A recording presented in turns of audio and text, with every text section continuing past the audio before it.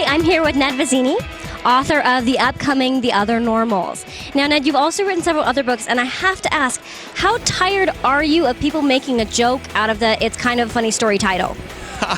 I love it because it means they know the title of the book. I went through so many, and then I was like, no, I'm not going to do the joke.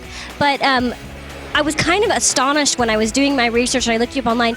You're really young, and you've been writing for magazines and newspapers and screenwriting. You have a film of one of your novels. You have all these novels. Like, you are very dedicated, and you must have started really young. When did you start writing seriously?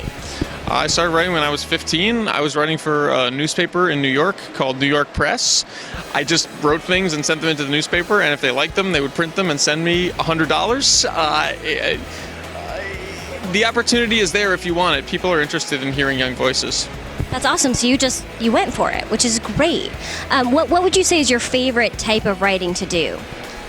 Boy, my favorite type of writing to do is the writing that I do. Young adult fiction writing is...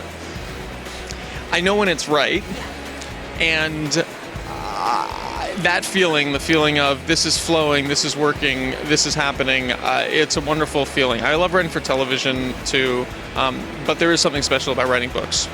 Okay, and let's talk about Perry. I loved Perry. I just found him so, and I don't want to sound condescending, but he was adorable. Like, he was the guy I wish I had dated in high school. Do you have similarities to Perry? I have to ask, did you play the role-playing games?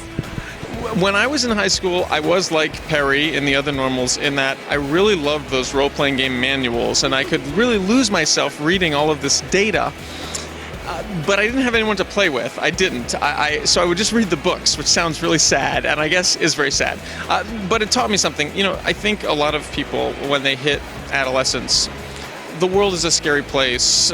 Members of the opposite sex are scary. Your parents are scary. School is scary. And it can be really tempting to lose yourself in something you can control, and whether that's charts of different kinds of swords and how much damage they do, or whether it's baseball cards, or whether it's fantasy football, or whether it's knowing exactly what the Kardashian family is doing. I feel like that's all just different kinds of tabular data that we keep track of and rate in order to distract us from real life, and that's the journey that Perry is going through.